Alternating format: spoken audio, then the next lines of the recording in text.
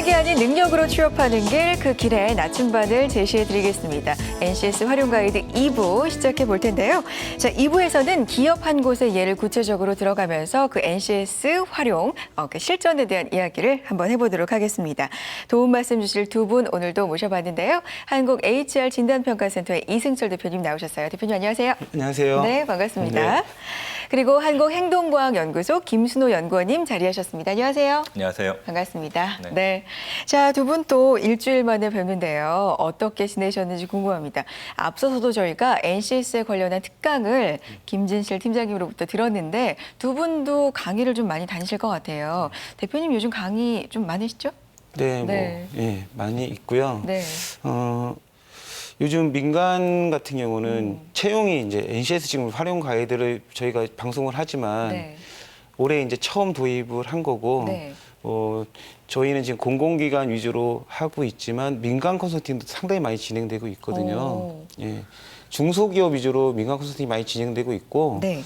앞으로 이 중소기업 위주로 이제 채용이라든지 뭐 재직자 훈련 같은 것들이 이제 내년부터 본격적으로 확산이 되지 않을까 생각이 됩니다. 아, 요즘은 컨설팅을 중소기업 위주로 또 많이 네. 다니시는군요. 네. 알겠습니다. 연구원님은 일주일간 어떻게 지내셨어요? 네, 저도 대표님 말씀해 주셨지만 네. 외부 강의가 많다고 아. 하셨는데, 네, 저는 또 사무실에 앉아서 내부에서 네, 그 각 기업에 관련된 그 평가 전형들 그리고 네. 평가 도구들 개발하는데 좀 시간을 많이 할애하고 있습니다. 그렇군요. 이 두 분도 또 안팎으로 열심히 다니시면서 NCS 확산을 위해서 많이 노력하고 계십니다. 자, 그럼 이제 본격적으로 공고문을 살펴보도록 할 텐데요. 오늘 분석할 공고문 어느 네. 기업인가요? 우리가 요즘 100세 시대라고 하죠. 그렇죠. 예. 우리가 미래로 갈수록 좀 할 일이 더 많아지고 더 중요해질 수 있다고 예상되는 국민건강보험 공고문을 오늘 살펴보겠습니다. 그렇군요. 알겠습니다. 오늘 살펴볼 공고문은 국민건강보험공단의 공고문을 자세하게 알아보도록 하겠습니다. 이게요, 음악으로 사람한테 기억하게 하는 게 굉장히 무서운 일인 것 같아요. 이 이름을 듣자마자 국민건강보험, 저는 이 의미 굉장히 많이 생각이 났는데, 자, 국민건강보험공단입니다. 굉장히 이름만으로도 어떤 일을 하는 기관인지 쉽게 알 수가 있어요. 자세히 좀 설명해 주실까요? 선생님, 의료보험이라고 혹시 의료보험 들어보세요? 알죠. 네.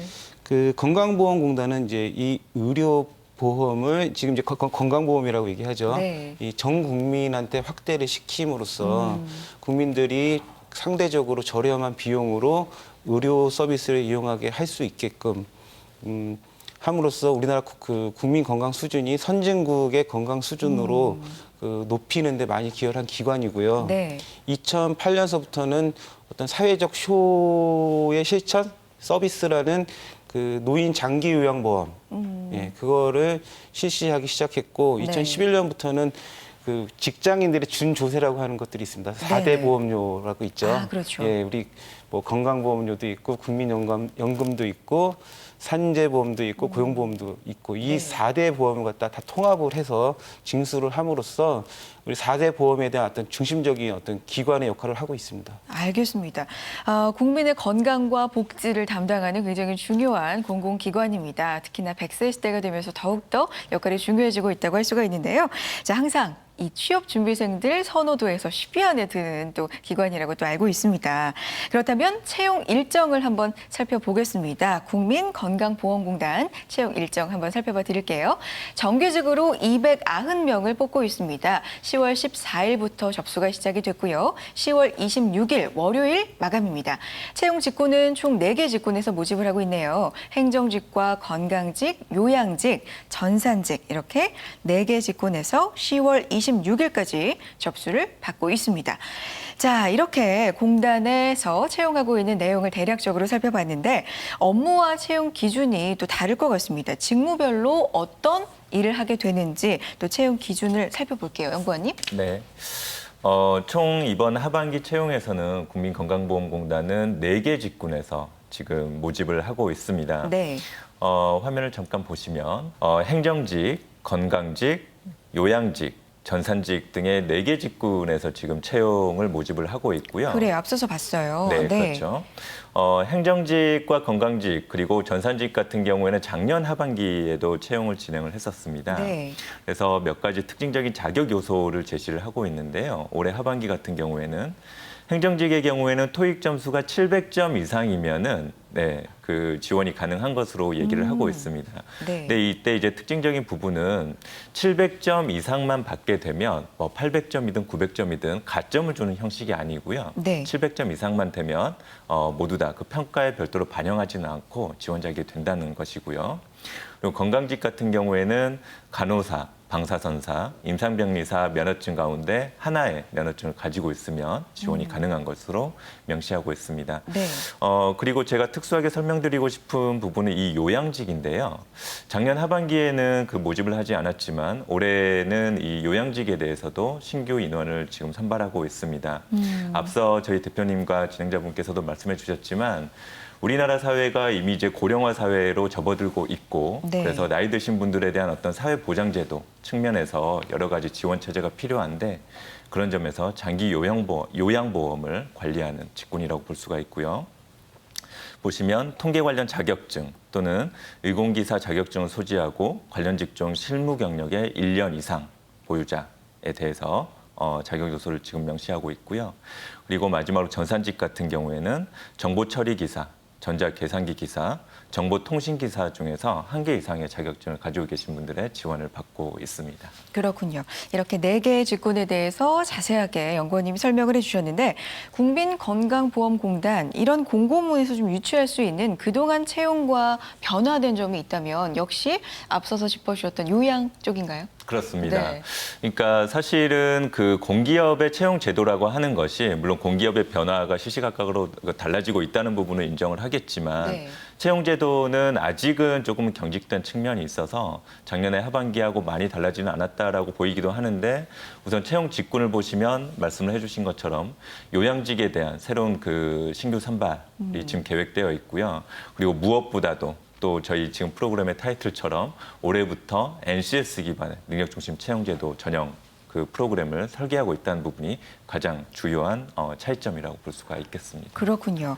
알겠습니다. 그런데 지금까지 살펴본 이 지원 자격을 보면 국민건강보험공단이 지금 NCS 채용을 도입하고 있는 건가요? 솔직히 조금 의심스러워요. 왜냐하면 토익 700점이라든지 아니면 면허증, 자격증 이런 것들이 있기 때문에 약간 기존에 보던 공고문하고는 차이가 있는 것 같은데 본격적으로 채용 공고문을 좀 봐야 할 것 같아요, 대표님. 네, 그럼 공고문을 먼저 보시죠. 네.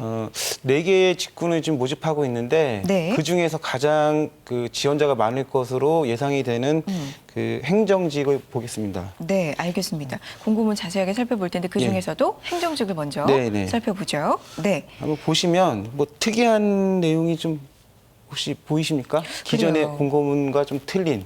예. 지금 공고문이 나가고 있는데요. 네.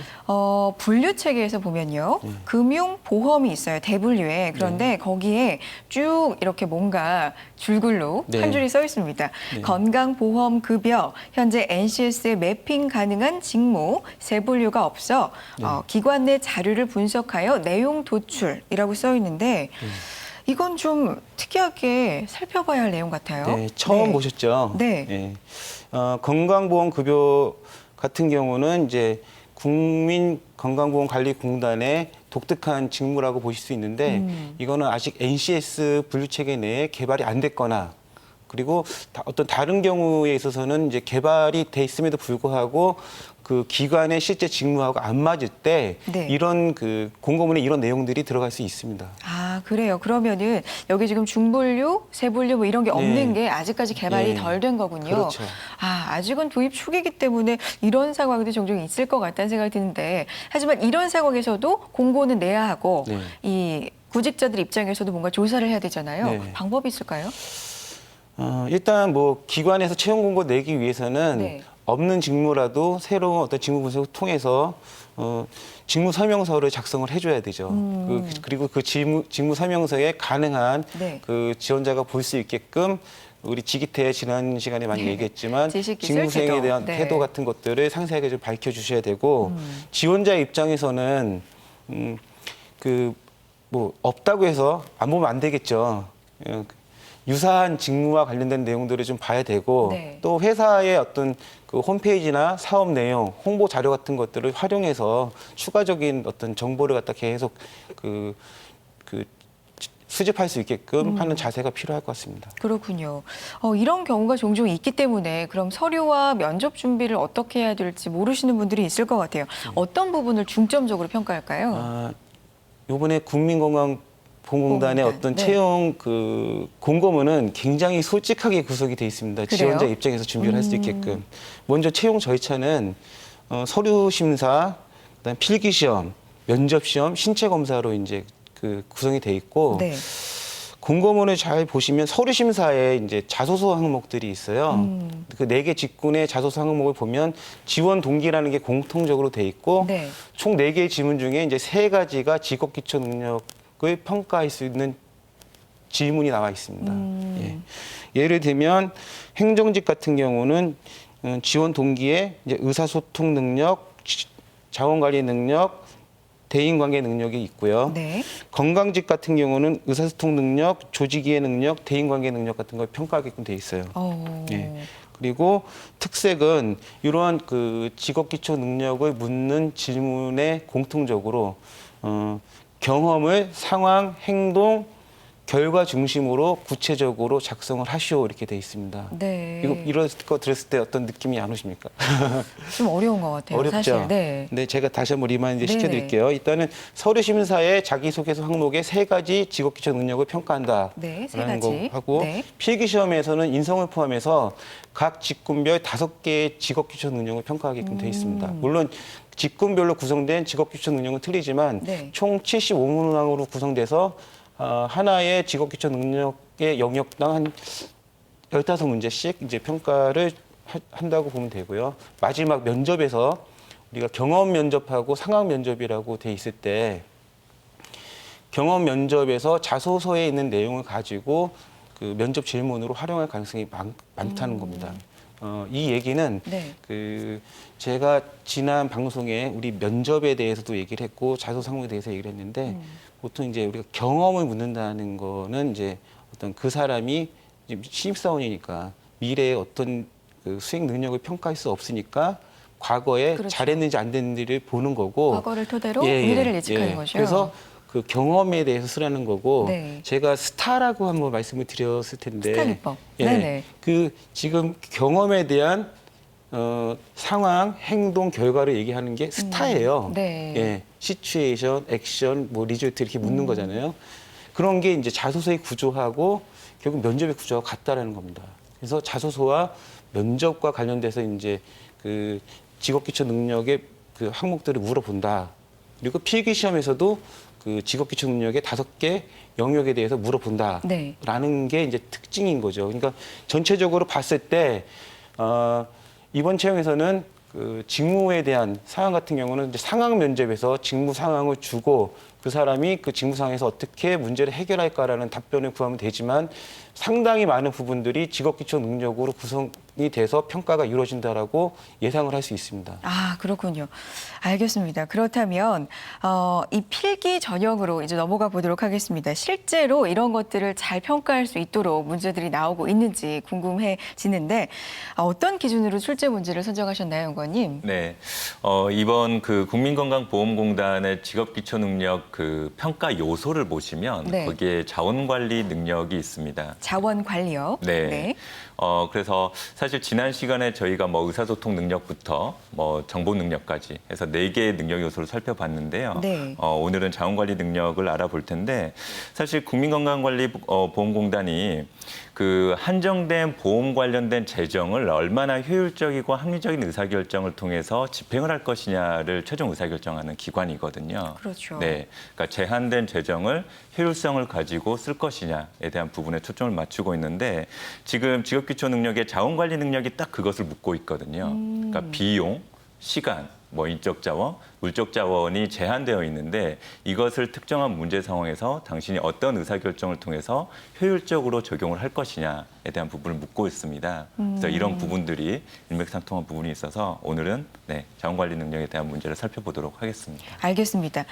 지금 소개해 주실 문제를 토대로 자원관리 능력을 평가할 수 있다 이런 말씀이신데 자원관리 능력이라는 게요. 그러니까 비용, 돈, 시간, 인적 자원을 얼마나 효율적으로 이용할 수 있느냐 뭐 그런 걸 평가하는 건가 봐요. 그렇습니다. 네. 네.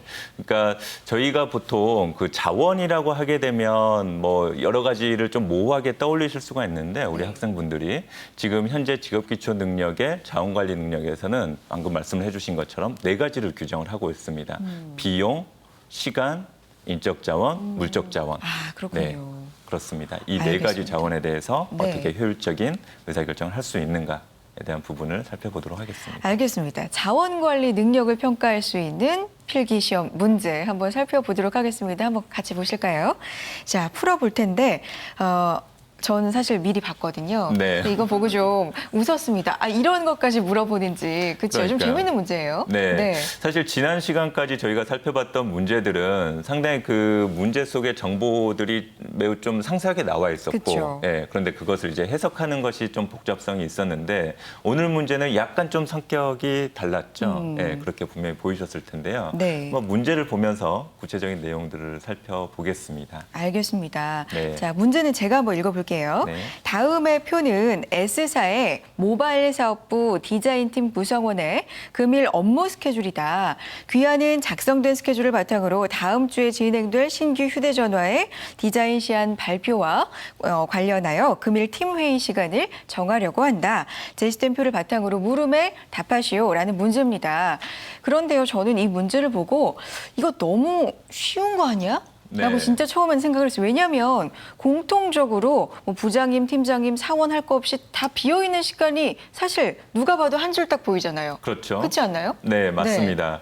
자, 이와 유사한 문제가 이미 출제가 된 적이 있습니다. 네. 직업능력 평가로. 그래서 저희가 이제 지난 시간에 또 매력적인 오답에 대해서 한번 간략하게 또 그렇죠. 얘기를 나눴었잖아요. 네. 그 매력적인 오답, 그러니까 함정에 빠진 친구들 너무나 많았어요. 예, 그래서 그 이제 왜 함정에 빠지게 됐는지 그 부분을 설명을 드리기 위해서 이 문제를 선정을 했는데요. 느낌이 아주 좋네요. 제가 말씀드린 부분이 왠지 함정일 것 같아요.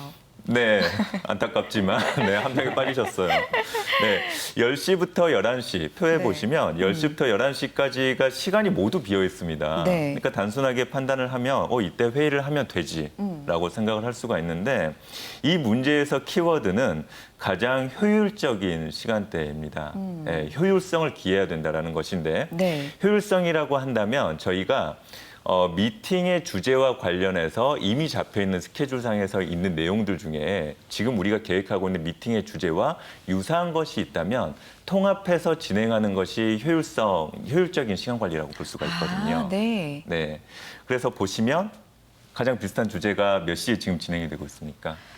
이 주제가 문제에 나와 있는 주제 자체가 디자인 시안 발표와 관련한 건데 네. 여기 보면은 팀장님도 신규 디자인 시안 검토가 오후 2시에 있고요. 네. 대리 1도 신규 디자인 시안 보고가 2시로 예정이 돼 있네요. 맞습니다. 네. 네. 뭐 이거는 주제가 뭐 유사하다 못해 거의 같거든요. 그러니까요. 네. 그래서 이 시간대에 통합해서 진행을 하게 되면 가장 효율적인 시간 관리라고 볼 수가 있겠죠. 그렇군요. 그래서 네, 정답은 3번 2시부터 3시까지가 되겠습니다. 정답은 3번. 입니다. 그런데 정말 많은 분들이 연구원이 말씀해 주신 대로 10시부터 11시를 사실 꼽을 수 있을 것 같거든요. 네. 저만 이런 건가요?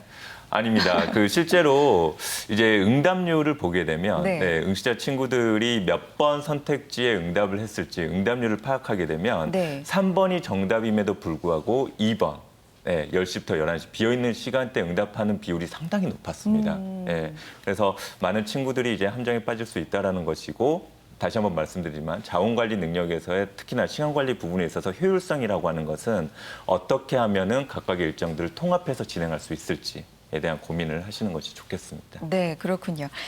이렇게 팀 회의 시간을 언제로 할 건지도 효율성을 알아볼 수 있는 문제로 출제가 되는군요. 두 분도 회의 시간 정하신 적이 사회생활 하시면서 많으실 거 아니에요. 네. 그렇죠? 대표님께서는 어떤 게 가장 중요한 기준이에요? 뭐 이상적으로는 효율성을 추구하는 게 맞겠지만 네. 뭐 제가 뭐 예전에 뭐 밑에 이제 직원으로서 근무할 때는 상사의 눈치를 보게 되고 지금 같아서는 이제 오히려 이제 밑에 직원들의 눈치를 보게 되는 거죠. 그러니까 효율성보다는 이게 어떤 조직 내에서의 어떤 뭐 권력 관계도 들어가는 네. 거고 또 뭐 그렇다고 해서 꼭 높은 사람이라고 해서 아랫 사람의 어떤 뭐 의견을 무시하는 게 아니라 눈치도 계속 봐야 되거든요. 그렇죠. 예, 그래서 뭐 문제는 굉장히 좋은 문제지만 어떤 실제 생활하고는 큰 연관은 별로 없을 것 같습니다. 아, 솔직히. 네. 연구원님은요, 이게 사실 네. 실제로 얼마나 효율적으로 정할 수 있는지를 보는 문제니까 네. 여기서는 정말 정석대로 이렇게 풀어야 되지만 네. 실제로는 대표님 말씀하신 것처럼 인간관계 속에서의 좀 눈치도 보게 되잖아요. 맞습니다. 그쵸? 그 가장 현실적이고 실제적인 말씀을 해주셨고요. 저도 이제 저희 부서에 몇 명의 이제 연구원들이 같이 일을 하고 있는데 몇 시에 일을 합시다라고 강압적으로 얘기를 하게 되면 본인들도 일이 바쁘니까 입이 삐쭉 나오는 경우가 상당히 많아요. 네. 그래서 이렇게 한번 그 모니터 화면을 봅니다. 그 친구들이 어떤 일을 하고 있는지. 그래서 바쁘지 않겠다 싶을 때 눈치껏 시간을 정하고 있습니다. 알겠습니다. 자, 그렇다면 문제 하나가 더 준비가 돼 있습니다. 오늘 문제가요, 연구원님, 저는 좀 재밌는 것 같아요. 뭔가 좀 그러세요? 허를 찌르는 것 같기도 하고요. 네. 자, 두 번째 문제도 기대가 되는데요. 한번 같이 보겠습니다. 두 번째 문제는 어떤 문제 준비하셨어요? 네, 두 번째 문제도 마찬가지로 이제 자원관리 능력에서 이번에는 이제 인적 자원을 어떻게 그 합리적으로 관리할 것인가에 대한 부분이고요. 네. 네, 인사팀에서 일어난 상황이 지금 화면에 나오고 있네요. 그러네요. 네, 뭔가 글이 많은데 이건 네. 연구원님이 직접 소개를 해주실까요? 그럴까요? 네. 귀하의 회사에서는 다음 연도에 연봉 협상이 끝나자 직원들의 다양한 불만이 쏟아져 나오고 있다.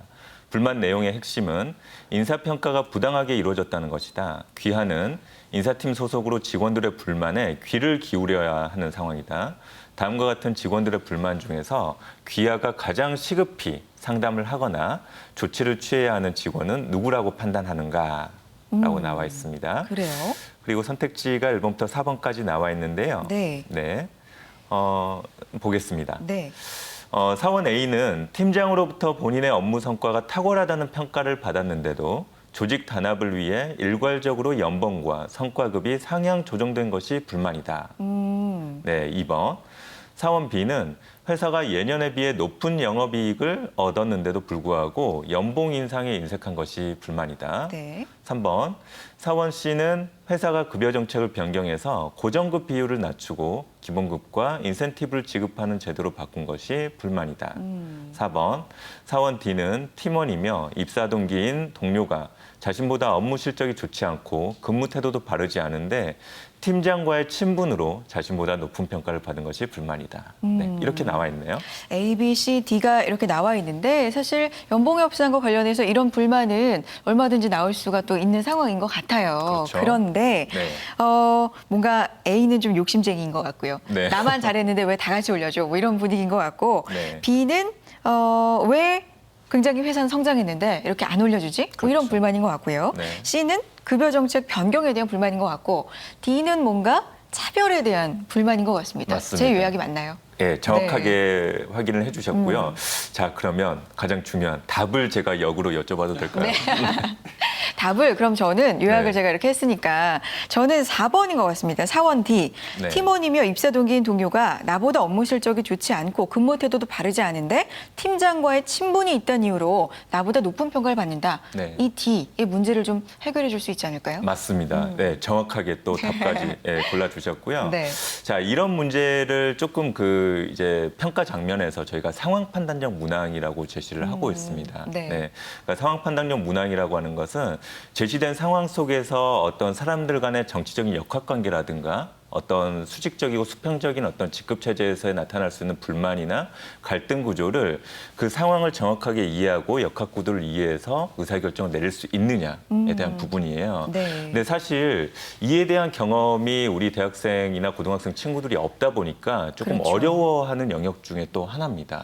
네, 그래서 네. 말씀을 해주셨지만 4번의 내용이 또 이제 그 팀장님의 일종의 네. 전횡을 통해서, 그러니까 비리를 통해서 어떤 의사결정이 나타나고 있기 때문에 가장 민감하고 시급한 대안이 해결 그 문제가 될 수가 있겠습니다. 이게 뭐 사회생활이 없는 우리 특히 대학생, 구직자분들한테 좀 어려운 문제일 수 있겠다 공감이 가는데 1, 2, 3, 4번 중에서 좀 성격이 다른 거 하나를 왜 꼽는 것도 방법일 수 있잖아요. 그렇습니다. 1번부터 3번까지는 개인의 힘으로는 어쩌지 못하는 좀 조직적인 차원의 정책과 관련된 부분이라면 4번은 어떤 개인만 네. 좀 바꿀 수 있다면 네. 시정도 가능한 그런 네. 문제로 또 구분할 수 있지 않을까요? 그렇습니다. 네. 매우 전문적인 전문적인 분석을 해주셨는데요. 맞습니다. 네. 상황 판단력 문항의 선택지의 특징을 보시면 방금 말씀해주신 것처럼 그 성격이 조금 다른 선택지가 눈에 띕니다. 예, 그래서 정치적 역학 구도를 알고 있으면 보다 풀이에 그 적합하다. 익숙하다라고 볼 수도 있겠지만 네. 선택지 간의 어떤 성격적인 차이를 보고서 판단하는 것도 한 가지 전략이 될 수가 있겠습니다. 그렇군요. 알겠습니다. 대표님, 실제로 이렇게 4번과 같은 불만이 있는 사람이 있다. 뭐라고 상담해 주시겠어요? 불만이 많죠. 이런 사람, 그렇죠. 이런 불만이 있는 사람이 맞아요. 많죠. 네. 그리고 아까 연구원님이 그 상사의 전행이라고 그랬는데 저는 약간 좀 입장이 틀립니다. 네. 왜 그러냐면 대부분의 사람들이 어떤 평가와 보상과 관련해서는 뭐 다 자기가 열심히 했다 생각하고 많이 받으려고 하고 있거든요. 자기 자신은. 그렇죠. 그리고 더 이제 참지 못하는 거는 나보다 다른 사람이 더 좋은 평가를 받고 더 많은 연봉. 그게 차이가 크지 않더라도 화가 나는 구석이 많습니다. 맞아요. 예를 들어서 뭐 인사평가를 내가 뭐 A를 받았는데 옆에 친한 친구는 S를 받았어요. 뭐 아니면 뭐 시험 점수로 환산을 하면 내가 95점을 받았는데 옆에 친구가 96점을 받았어요. 네.